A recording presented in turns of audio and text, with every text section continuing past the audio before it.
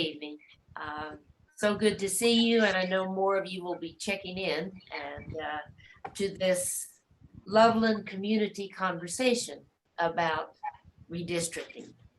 I'm Jane Hamburger, and I am the president and spokesperson for the League of Women Voters of Larimer County. And it's just a real honor to be here among you all, and to try to bring to the Loveland community some of the things that they want to hear. And the reason for that is that the League of Women Voters is a nonpartisan organization, but that means that we don't support a candidate, any candidate, and we don't support any political party. But it does not mean that we are not political. We have quite a few issues and positions from the national, state, and local level in the areas of government, social policy, and natural resources that have been studied and adopted by the memberships. And they are things that we do two things for. We advocate on these positions and we educate about these positions. And tonight we're here with our educational banners on to bring to the citizens of Loveland through our much appreciated city clerk, Delynn Coldiron, about redistricting and the plans that's going on. And we advertise this tonight as a community conversation. And I think when I said in the announcement that a conversation is both speaking and listening, and then speaking and listening. And that's the format for tonight.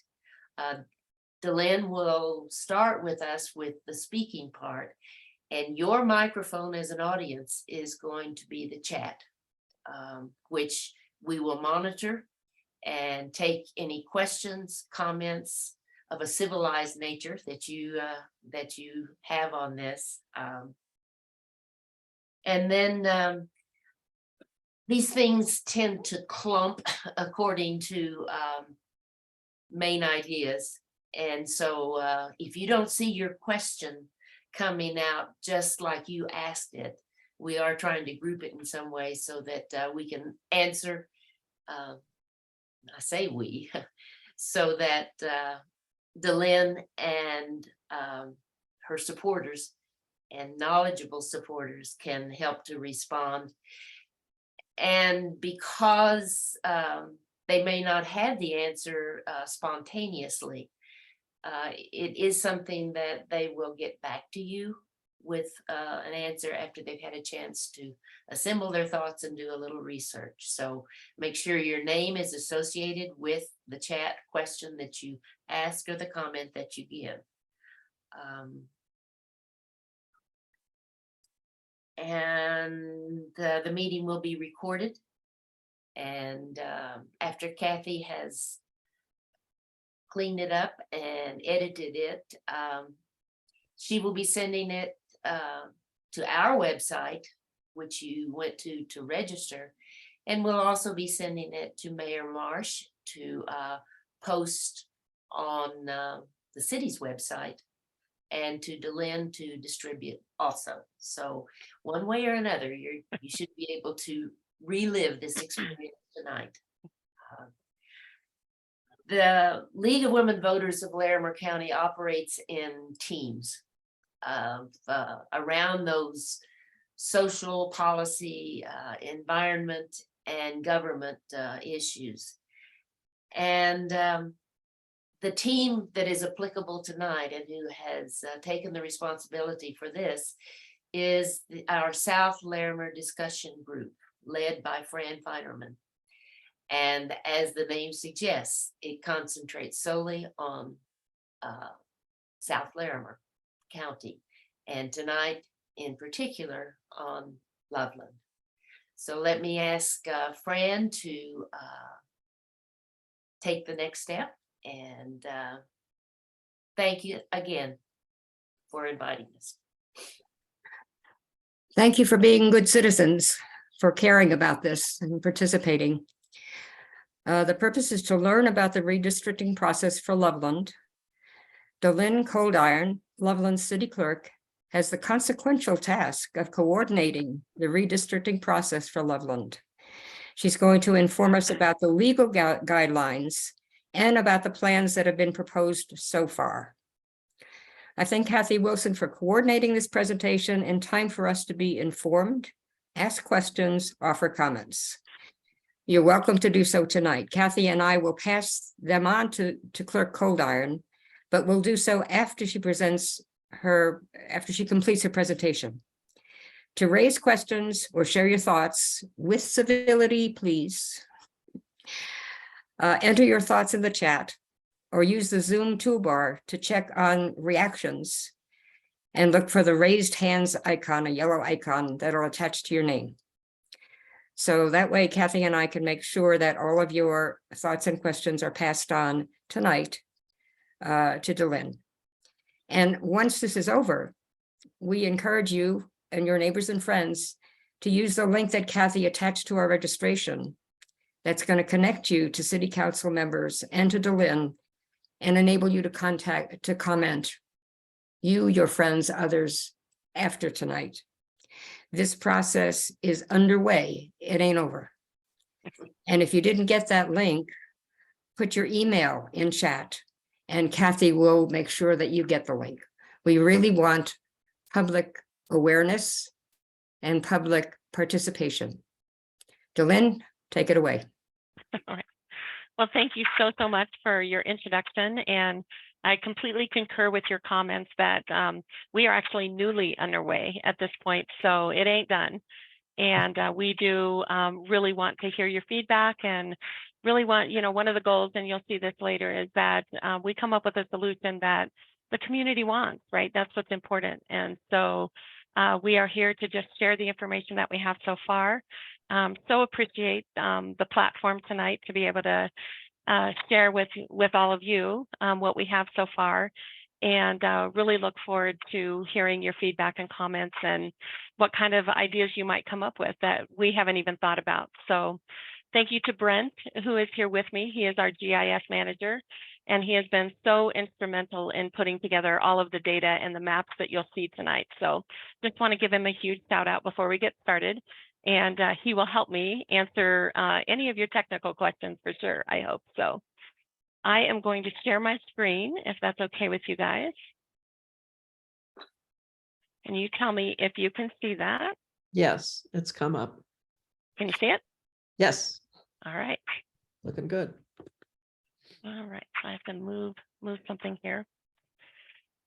All right, so let's get started. So tonight we'll go over kind of the purpose and objective of our efforts, why we need to do redistricting, some of the necessary outcomes that we think are needed. We'll give you a little bit of background on what's happened in Loveland for redistricting already. Give you the potential options that we've come up with. We have 4 to share with you tonight, and then want to get your feedback and talk to you about next steps. Here are some of the questions that we have for you. So again, 4 options that we're going to be sharing with you tonight, and you don't have to write all this stuff down. I'll go over all of these numbers with you. And again, we will do a poll at the end to find out if you have a specific option that you like, or if you have another option that you'd like to look at. So the purpose of this effort is really just to amend the city's ward boundaries and precinct boundaries. And we want to do that to ensure compliance with constitutional apportionment requirements. And we do that using the recent census data that came out. And also we've adjusted it with some building permit data to get the numbers as close as possible. We also want to have compliance with the Loveland City Charter and alignment with Larimer County precinct boundaries. Those are the important things that we need to watch out for. So why do we need to do this? Right now, our wards are out of alignment with constitutional apportionment requirements. So we have to get this done. You're supposed to have no more than 5% difference between the highest and lowest wards. And right now our difference stands at 8.5% between a couple of those. So we have to get the process underway. We have to get this done. And also the precinct boundaries don't match the county. And this has already proven to be a little bit problematic for us. This is required for us to be able to coordinate elections with the county. It's required for us to be able to provide specific voter and ward data or specific election data based on wards or voter data based on wards. And really required to provide any other kind of election data that would come out if you want it per ward. So we have to have those precinct boundaries aligned. This is also a best practice following a census. So just a little bit of data on previous efforts. Wards were established in Loveland in 1966. Ward boundary and precinct adjustments have occurred over the years. The latest ones were in 2012, actually, where they did boundary and precinct adjustments that followed a census. They also did it in 2003. In 2015 and 2017, they just did some precinct adjustments. So they didn't move the ward boundaries at all at that time. So what are the necessary outcomes? We really want wards that are as equal in population as possible, except for one option. So we have one option that we'll talk about that adjusts this a little bit.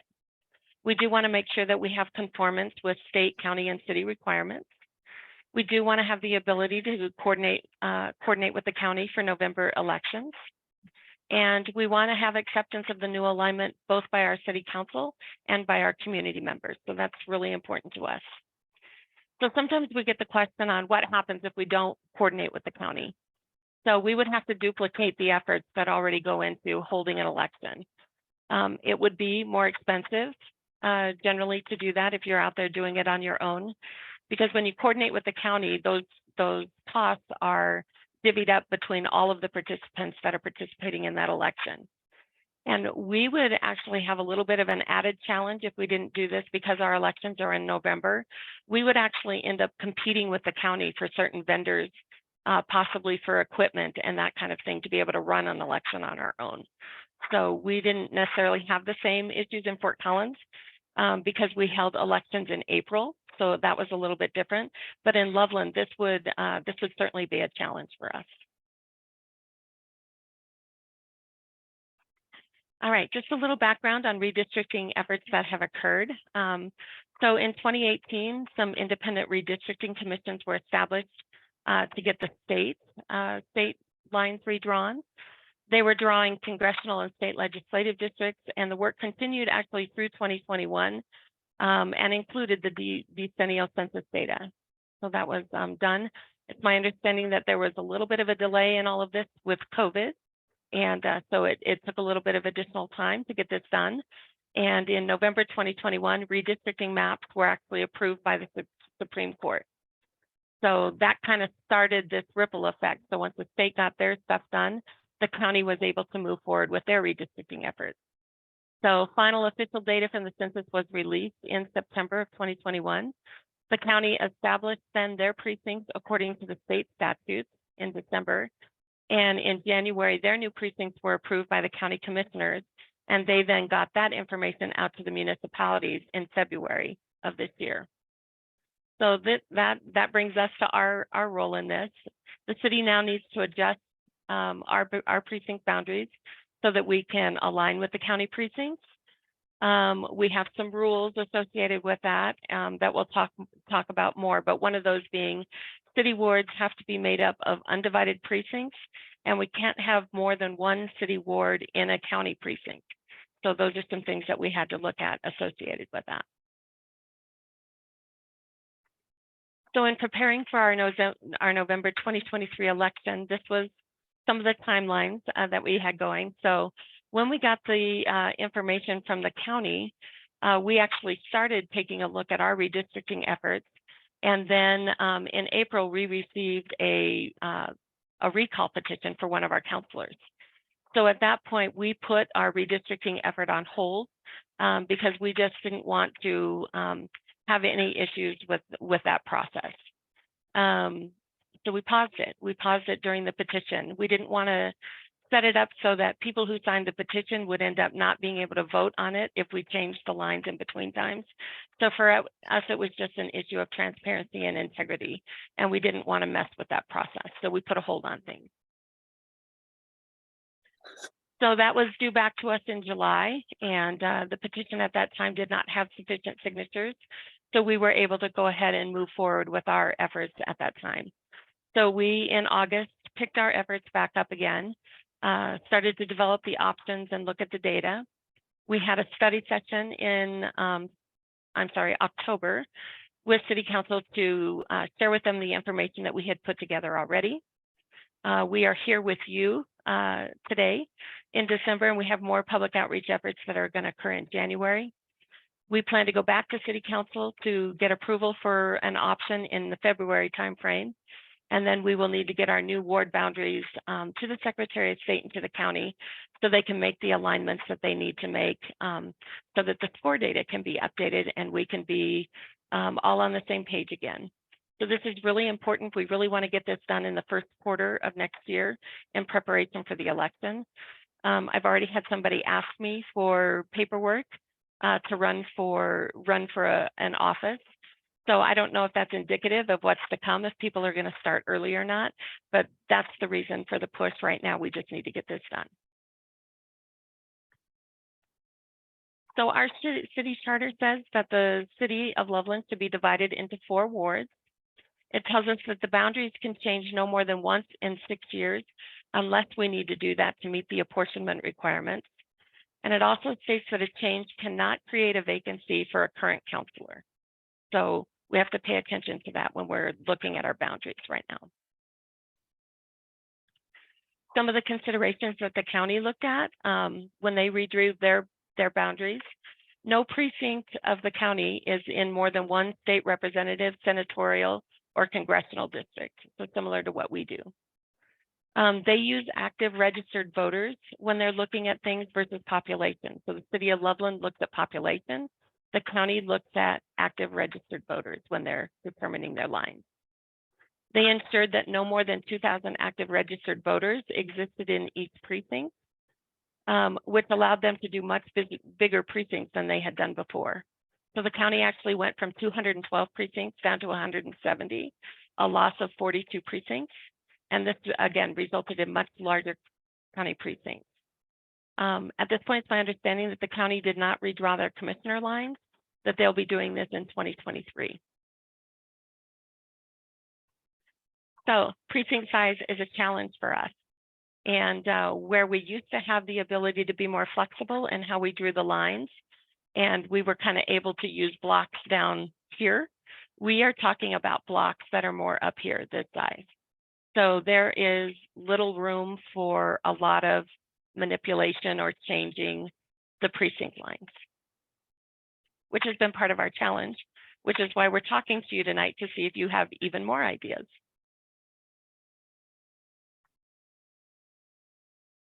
So this is just a picture. So you can see here, these black lines indicate the new sizes. These are the new county precincts. And you can see, not all of them are that big, but in some cases, these are really, really large areas, right? So I'm going to blow this up. That's the size of one precinct. And this is the challenge that we're talking about. So you can't have, you can see here that you have 2 wards that are represented here. You can't do that. We have to have 1 ward per precinct. So every place where we had this challenge, we had to determine what ward this was going to move to, right? And this is the population. So again, the city goes by population, the county went by active registered voters. So you can see that this precinct has 1,804 people represented in this. So when you decide to change one of these to a different ward, you have to make offsetting changes that get you where you need to be, right? So we're not talking about 50 people. We're talking about 1,800 people or 2,800 people, right? And so this has been part of the challenge in putting these options together. So these are some of the considerations that we looked at when we were making our options. only one ward per precinct. So we've talked about that a couple times. And they need to match, we have to snap to the county boundary lines. So that's important to know. They need to be as compact and contiguous as possible. So we don't want to split them up and different things. We really want the wards to be close together and not, finger out if we don't have to.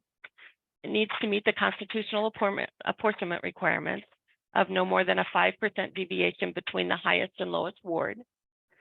Initially, we talked about including a portion of the downtown, which we use the DDA boundaries. So I know that's not just Old Town, downtown, but we use the DDA boundaries for that. So a couple of the options that you're going to see has this as a value, if you will. We did find out in our conversation with council that that may not be the most important thing that we need to look at. And there was room to wiggle there. But that is one of the things that we looked at when we were putting together our options. We also look for natural breaks. So generally they will align with lakes and rivers or railroads or major roadways. We did that to the degree that we could, but these precincts are so big that we weren't able to pay attention to all of those. So you will see some things that have been broken where we might not do it there, naturally. We've had to do that because the precincts are so large. And again, our population, we added census plus building data. So just to establish more accurate population numbers at this point. So we found 12 of our precincts that had more than one ward in them. So everything that's hatched on this map has more than one ward in it before we got started. And I'll blow one up for you here. So you can see this one in the middle here has 3 different wards that are shown, actually 4. If you look at this, has all 4 wards in it. So we had to choose, and I think this one's over 2,000 people. We had to choose who we were going to give this one to and make it work for all of the other ones, right? This one is also challenging because we can't move counselors outside of their wards. So Councilor Ball has to stay in Ward 1. So that again limits the number of moves that you're able to make.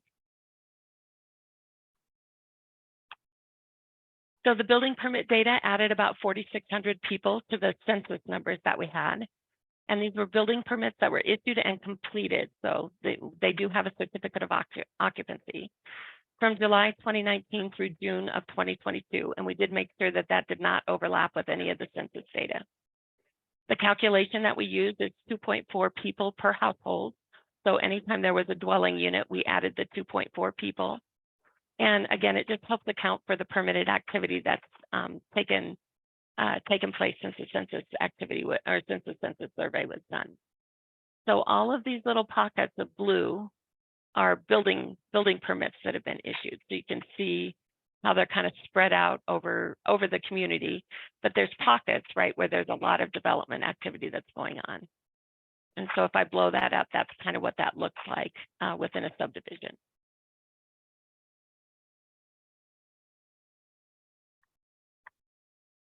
All right, so we're getting ready to look at our first option, and this is so options 1 and 2 are options that City Council has seen. These are the 2 that we presented as part of the study session.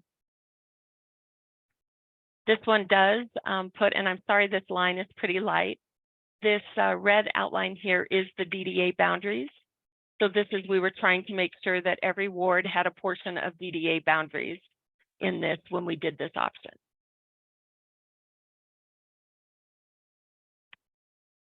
So this option gives us a, so the colored, the shaded area are the wards, and they are the new wards for this option. So Ward 1, 2, 3, and 4. This option gives us a deviation of 2%. With this option, Ward 1 loses 924 people. Ward 2 gains 3,236 people. Ward 3 gains 1,227 people. And Ward 4 loses 3,539 people. And Ward 4 is higher than all of the other ones, so we knew that that ward was going to be losing people in order for us to, develop these more equal wards. So it's a big number, but we expected that. And Ward 2 has a big, no, they gained, I'm sorry.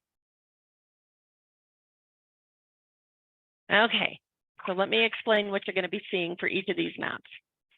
So these heavy outlines are the boundaries of the wards as they exist right now. All right. So anytime you see a different color here, so this is all blue right now. This is all Ward 1 right now. So in this option, Ward 2 has gone into this area. Okay. Ward 4 has come into this area here.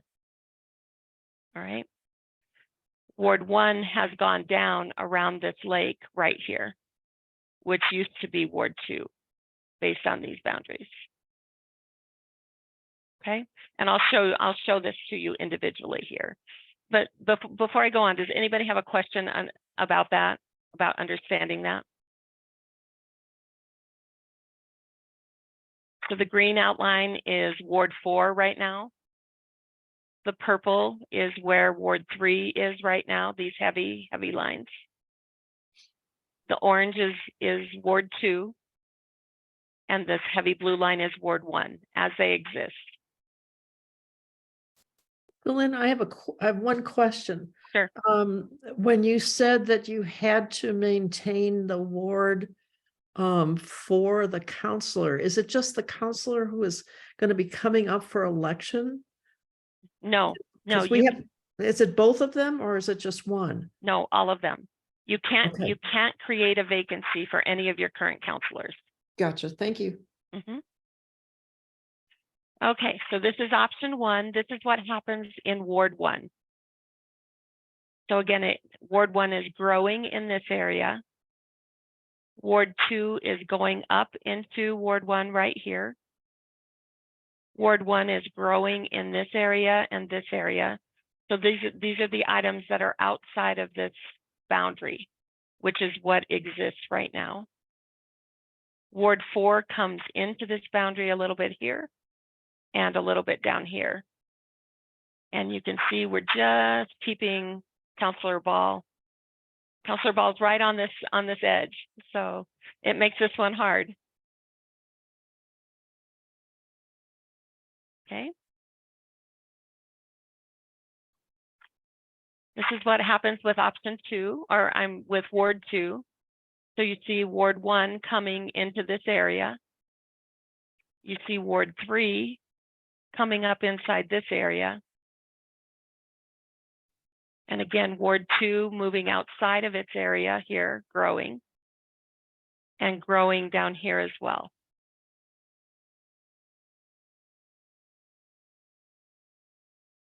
Okay. For Ward 3, you see again Ward 2 growing into this area. You see Ward 3 growing outside of its area here, as well as over here, and then taking over this area.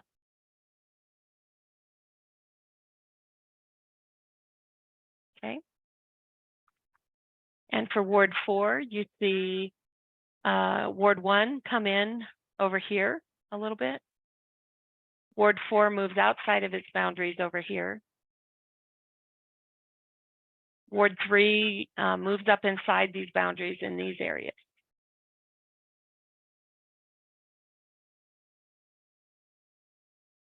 Okay, Ward 3 also moves into these areas that used to be Ward 4.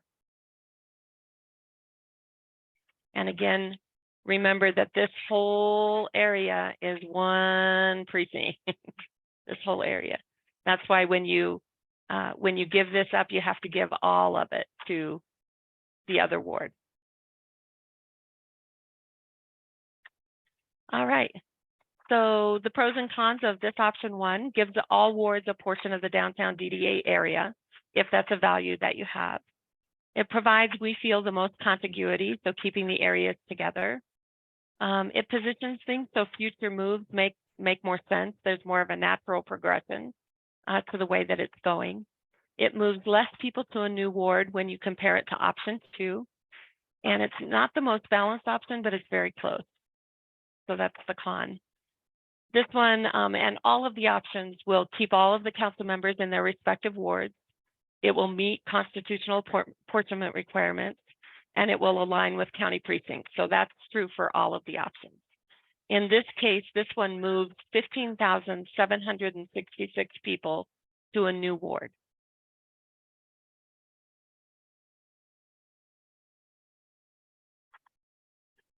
Okay, so option 2 eliminates the downtown and DD area for wards 2 and 4.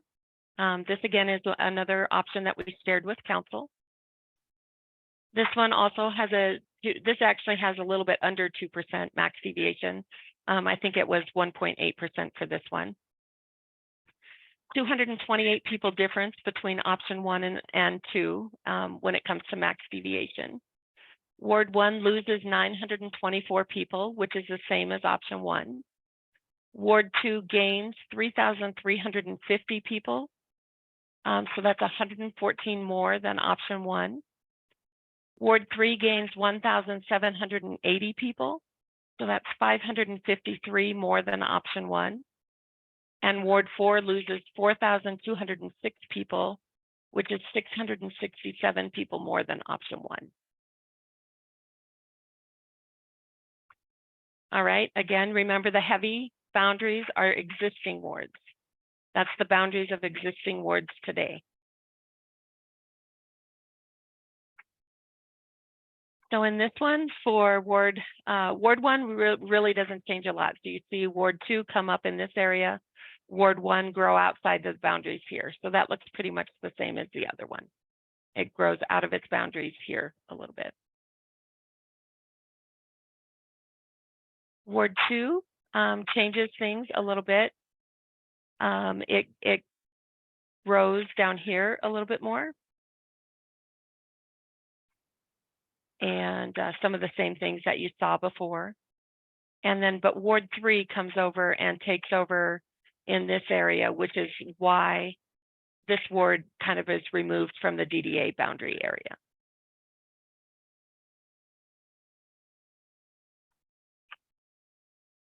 Okay, Ward 3 comes up into these areas up here. Ward 4 would stay the way it is over here, except it takes over this one. Again, because if you give this precinct up, you have to give the whole thing to the new ward.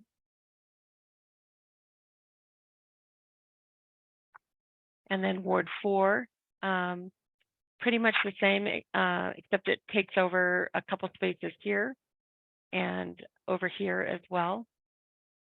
And so this is kind of what we were talking about. When you compare it to the first option, this the staff doesn't feel as contiguous because you have Ward 4 kind of down here in this area, where this is more of a natural progression for Ward 3 to grow into, and then Ward 4 to kind of stay up in this area. So this is what we mean by it not being as contiguous. So this is the most balanced option that we have.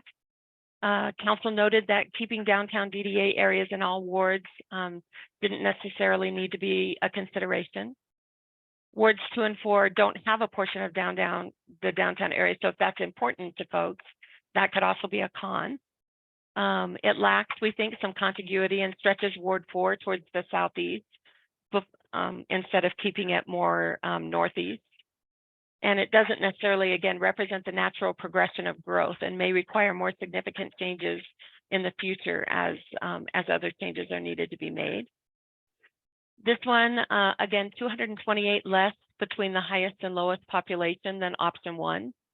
And this one moves 21,961 people to a new ward. So this one moves more than option 1.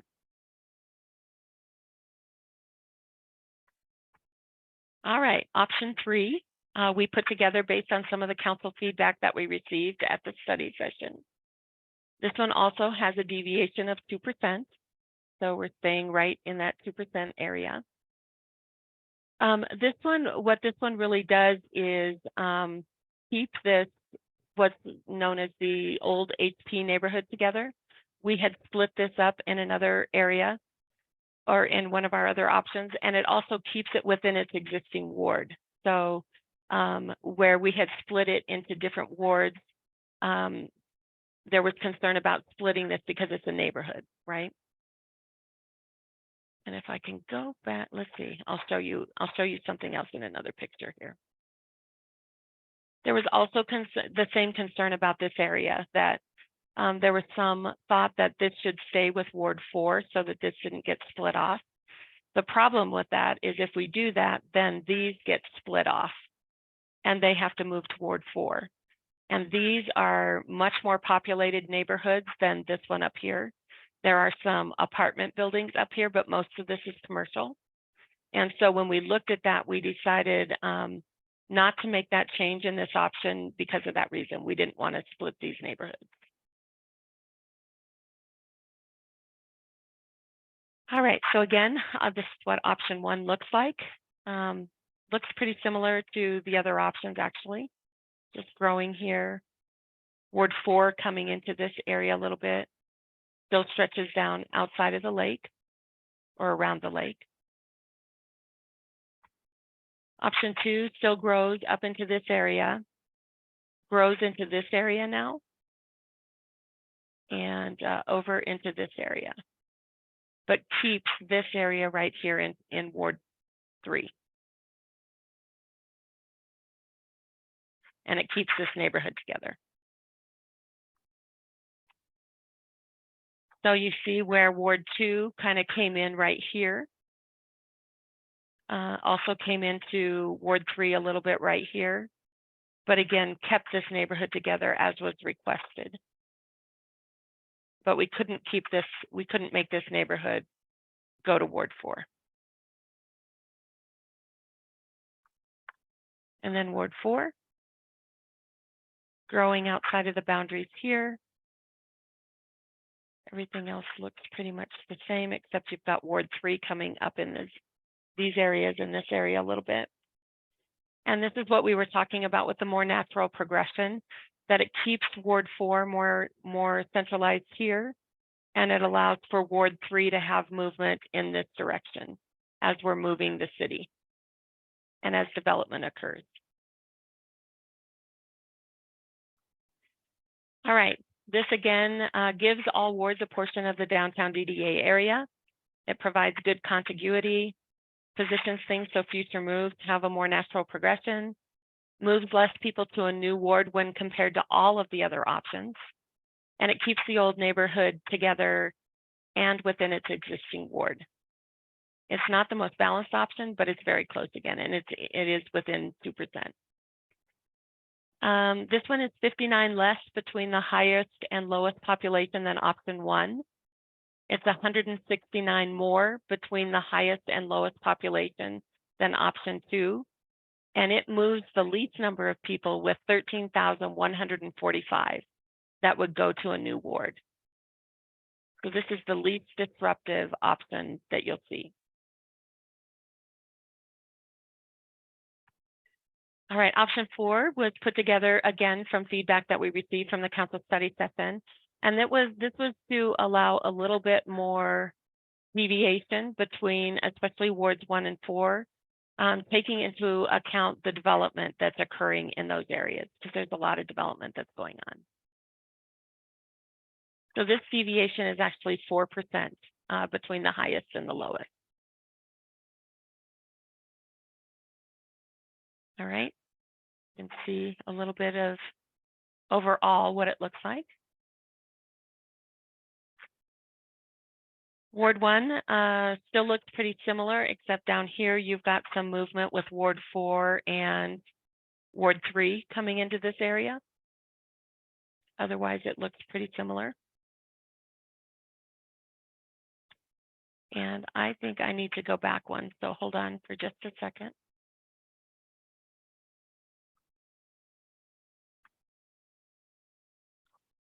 I forgot to give you all the numbers associated with this one.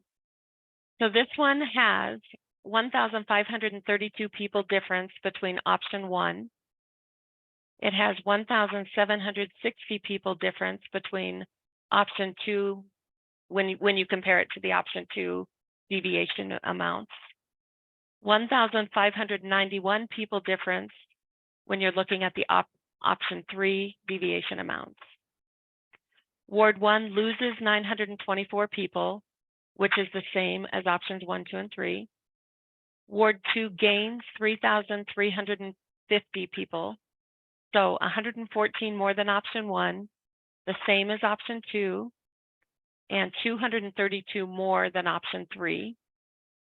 Ward 3 gains 3,585 people, 2,358 more than option 1, 1,805 more than option 2, and 2,240 more than option 3.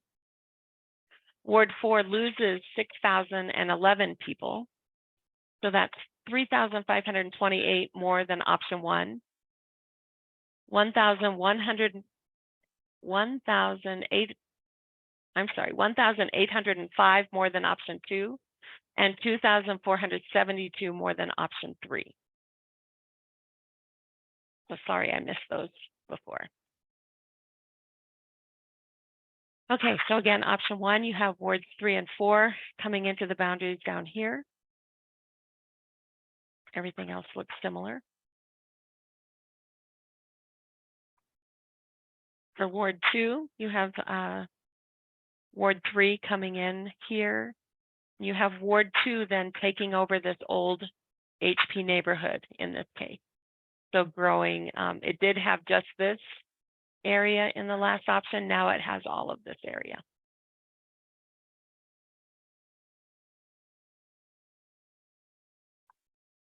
For Ward 3, in this case, you see a lot of growth up all the way around here as this precinct again. So again, taking more area just to adjust wards 1 and Ward 4. And then Ward 4, you see Ward 3 coming up into these areas more. Ward 3 still has this area again.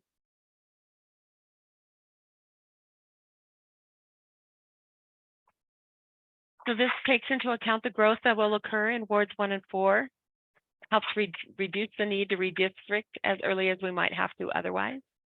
It does have the highest deviation among the wards, and it moves the highest number of people to a new ward. So 27.4% disruption rate. So this one moves 22,208 people to a new ward.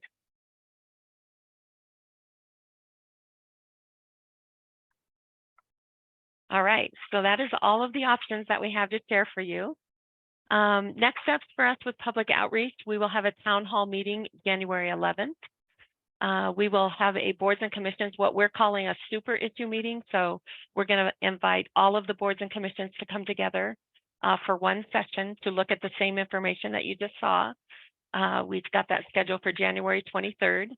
And then we will be doing some various things with postcards, mailers, and our website that I'll show you in just a little bit. Again, we plan to go back to council in February for first and second readings, and then hopefully get our updated information to the county and the score information updated by April. So again, the questions on if you have an option you prefer, or if you would rather try to put together a whole nother option. We have a poll that we'd like to do. So Kathy, I don't know if you want to do that at the, I'm assuming we'll just do that at the end here in a little bit. Okay. This we've provided for you is actually a map for you to explore an option of your own. So the numbers that you see here are the population figures in each of the precincts. And each of the precincts are these black areas here. You have to remember, if you want to make a change to this precinct, you're looking at 1,804 people, right? And an area that's that big. Okay. The areas that are colored have to stay in that ward because council members are there. So you have a council member here, a council member there, so they have to stay in Ward 4. These have to stay in Ward 1. And these have to stay Ward 2, and these have to stay in Ward 3. So you have to keep that into account when you are looking at trying to create another option. But we've put this out here for you so people can try to work their own magic to see if they can have, if there's any other options that we just couldn't see or that make sense to you. So we encourage you to get on there and to look at that and see what you can come up with. And then I wanted to show you a new website that we have. So I'm going to stop sharing that for a second. And I'm going to take you.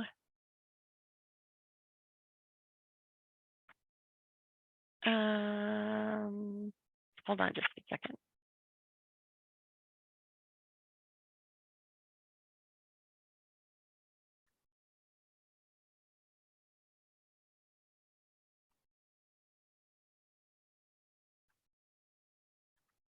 Okay, can you see that again? You should see the city's website, okay? Yes. So if you go right up here to this Let's Talk Loveland page and click on that, it will take you to this area of redistricting. So you just can click right in there. And it will bring up information again about what we're doing. It will give you updates on what's happening, but it will give you a copy of the presentations and the map data that's right here. But it also allows you to look at these different options and choose your preferences, provide us with feedback, and develop your own stuff. So we encourage you to get on here and look at the options. It lets you go to the map. I believe Brent can ask us, but you've got this compare features so that you can compare them between the options right here while you're there. And you should be able to do all of those. So we just wanted you to know that that's out there and available for you. Gives you the council members that are in each ward. And this lets you view the Larimer County voter precincts if you want to do that.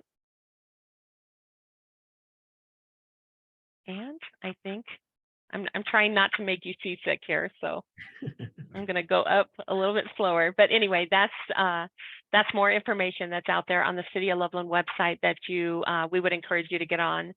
And this is really a collaborative effort. We want this to be as collaborative as it can be, and we want to get your feedback, and we want to do it right. So that is our main goal. So thank you again so much for the time for us to share, and we look forward to your questions and feedback.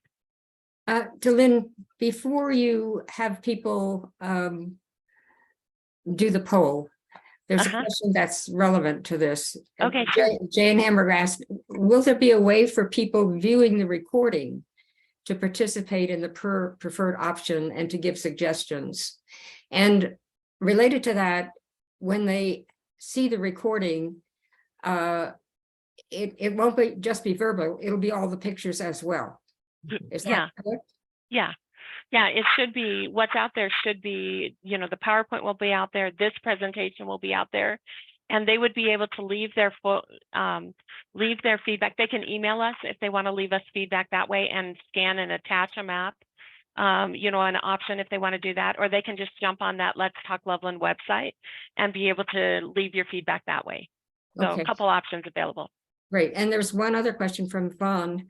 Since each councilman can vote on DDI, what impact would it take to take the DDI out of 2 wards? The DDI, meaning the DDA information? I think that's correct. They mean DDA. Yeah. What impact did it have? It just was another option that allowed us to make some movements. So, we put it in there to begin with because we wanted to test that with council, whether or not that was important or not. In some municipalities, it's really important that everybody wants a piece of downtown. In some areas, it's just not feasible. And that may be where Loveland's getting now because it's growing big enough and there's enough development activity that we might not be able to do that. Only to a degree could we do that already, right? And some of the comments we got is, I'm not sure the tip of Taco John's is relevant downtown. That's some of the feedback that we got. But it was in the DDA boundaries, right? So Loveland's already getting to a point where that's going to be hard to maintain. It's been the model in the past, and that's why I think there was an assumption that there may be a contingent that wanted to continue that. But that's kind of the old way. It doesn't need to be the new way. Mhm. Sure. So I have, who makes the ultimate decision? Is it is it the mayor and the city councilman? Yes, it's city council. Okay, They will vote and approve one of the options. okay. I don't see further questions. I think because it's so damn complicated. I know. I'm sorry. It's a lot of information. I get it. Delynn, I was wondering, what do the building permits have to do with the different precincts? And I did not understand that page. Yeah. The building permits were a way for us to add population to the census data. So we had the census data that was done, but we wanted to bring the numbers even closer to reality, as close to reality as possible. And we do that by adding building permit data in, because if you know, those are and it's only dwelling units, right? So we're just looking at residential dwelling units that have been received a certificate of occupancy. So then per unit, we added 2.4 people to the population totals so that we could add population to get a more accurate view of that. So that only concerned new builds, is that correct? If you had a Exactly. building, okay, if you had a building permit for other work on your house, that No. didn't, okay. No, Understood. just dwelling units. Yeah. Okay, I understand. Claudia? Oh, Claudia, unmute. I understand that we can only have 4 wards in the city. Is that correct? That's correct. Yeah. Is there any reason that that can't be changed? It can be changed, but it would be a charter change. So it would have to be an initiative that goes to the ballot. Okay. Voters would have to vote on it. Okay. And I think that might be something we will have to consider in the near future, don't you, Delynn? I don't know. It can be done multiple ways. You have 2 representatives per ward. So, as long as we can keep balancing the population, that I guess is a question on how you want to do it. In Fort Collins, they have districts, but they have a single council person from each district. So they have 8 districts. So cities just do things differently. So I think it just depends on the preference for the community. I think we're getting to that point. We've just grown in leaps and bounds. Mm-hmm. We don't have, Fort Collins didn't have 2 council members per district. So you actually have more council members in Loveland than the city of Fort Collins does. I'm sorry, they don't have 8 districts. They have 6 districts, and they have a mayor. But with more, because we have 7 wards, I would go with 1 per. You would have to. It would be too large otherwise. Yeah. Your council is already 2 members more than the city of Fort Collins. Yeah. The other option would be to reduce it to 3 wards, 2 council people per ward, to get it down to 7 on council versus 9, which would make your meetings run a lot less time. I like that, Jackie. Well, that would be my vote. Go down to 3 wards, 2 per, so you always have somebody that has 2 years left in any election. You're not totally wiping out all your old and bringing in new. So 2 people per 3 wards, and a mayor. So you have 7 people. I mean, you just cut the comment time, question time down significantly in our meetings. And you I make like that. you make a good point, Mayor Marsh, in that, one of the challenges that we had in the city of Fort Collins, especially when redistricting occurred, is because you only have 1 council member per district. If the lines were drawn in a different way, so in odd number of districts, had half of the council members, and then even numbered districts were voted on at the next election. So every 2 years, so there wasn't an election from every district every time. So whenever redistricting occurred, if the lines were drawn where your district was included in this one now, there were some people that missed at least one election, if not two, because of the way redistricting worked. And you just you don't have that issue in Loveland. Mhm. That's good. So, Delynn, it was my understanding or my memory as you were going through your slides, that you took the population that you were going to add to the census in June, right? And it was a year's worth. So yeah, go back and look at that for you. No, that's okay, because I'm gonna, Yeah. let me continue asking my question. So we do, we live up in Ward 1, very close to all of this building that's going here. You have Kinston going in, in Ward 4, so you have significant amounts of building that are happening. How do you have any kind of prediction of when you would have to adjust again because of all of the new, housing units that are going in? Yeah, I don't have a prediction on that at this point. I think what we committed to was looking at it before each election to see what the changes are, and then we wouldn't be able to make the changes for that election, but we would know that we needed to make them before the next one, right? So in between the elections, we would be doing this again. And I think that's why option 4 is there for people to consider, because it already moves that deviation back to help accommodate for that. So it reduces the population in 1 and 4, knowing that the population is going to grow there because of the development activity. Yeah. Okay. It was actually almost 2 years of data. So July 2019 through June of 2022. Okay. Okay. Kathy, before we go on, there are 2 people who put their emails in chat. Yes, I saw that. Okay, Yeah, good. I'll be able to pick that up. So, shall we do the poll? Yeah, that would Are be there awesome. any more questions? All right, let me see if I can get this going.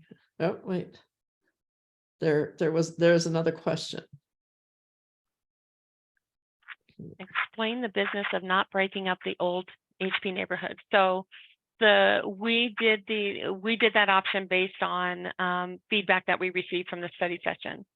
So I think we had an option that did break up the neighborhoods.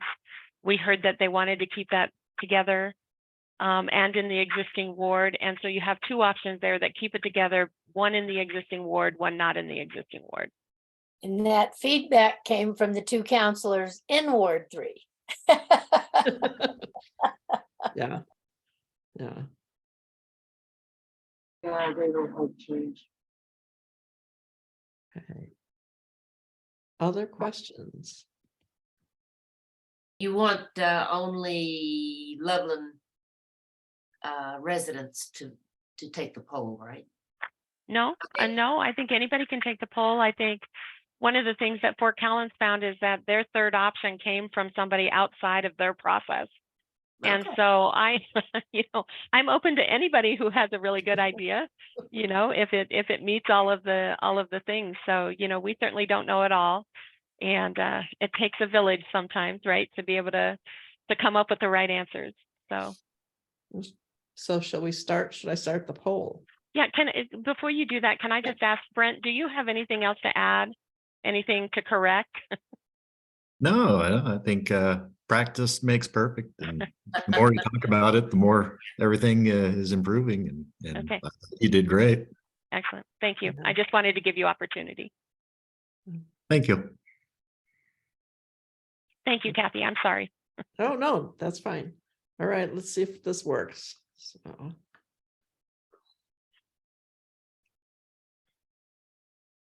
right, you should all be able to see it. What's your choice? I thought there were only 4 choices. I see choice 5. Yeah, 5 is if you want to do your own option. Oh, hell no.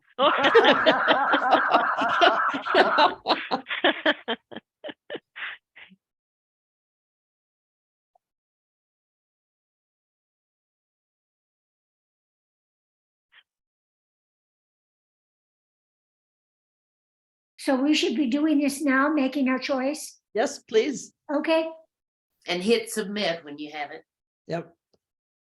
Delynn, while they're doing that, I just want to thank you. Thank you for being here tonight. Thank you for all your efforts in this area. Really do appreciate what you're doing.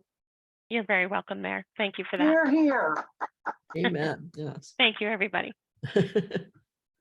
It is a team effort for sure. So thank That's you, wh- Brent, and everybody. We have 2 more people. if they- Delynn, that in itself is refreshing. Thank you. All right, I'll give it another 5 seconds. We have, okay. We have one other person who hasn't put in their vote. It could be me because I'm not going to vote. So Oh, okay. yeah. Then I'm gonna go with it then. All right.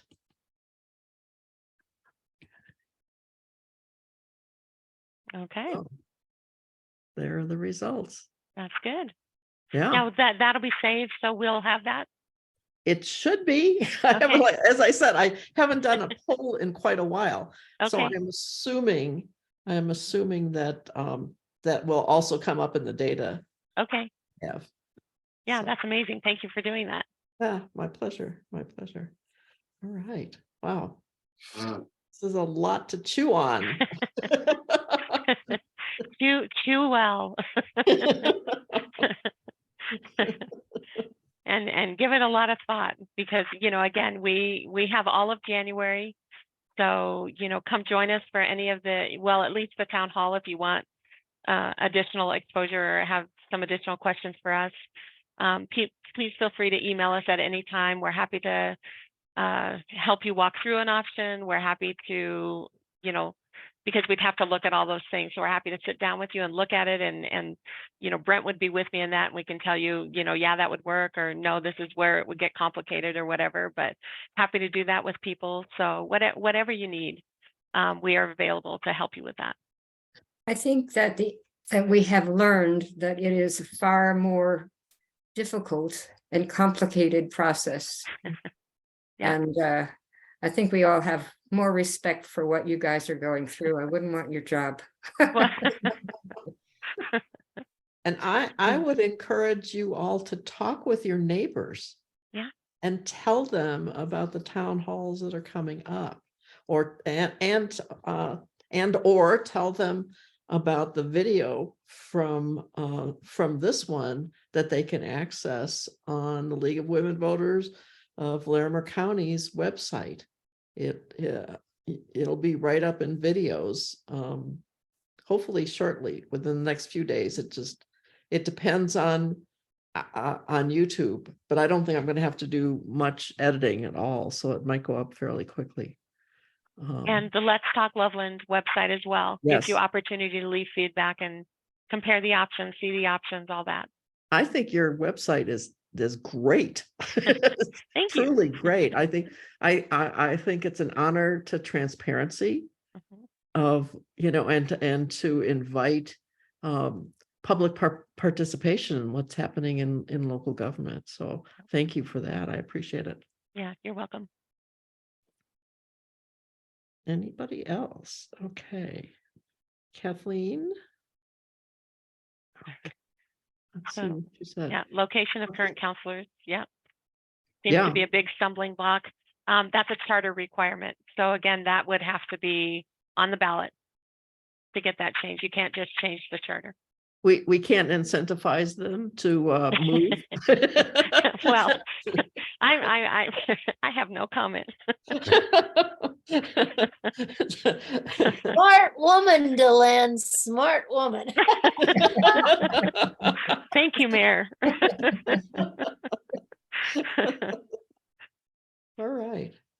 Any final words from anybody? Well, thank you so much. Yeah, Well, I you- just want to say thank you all so much, Delynn and the people, the League of Women Voters. Bless your hearts. Thank you. you're Thank welcome. Pleasure. We Right. like getting into this kind of stuff. This is our meat and potatoes. So. The Well, remaining we were happy to messages- provide dinner tonight. The remaining messages are all thank yous. Okay, All you're very right. welcome. Happy All right. holidays to everybody. Yep. Yeah, you too. All right. Happy you. holidays. Thanks. you.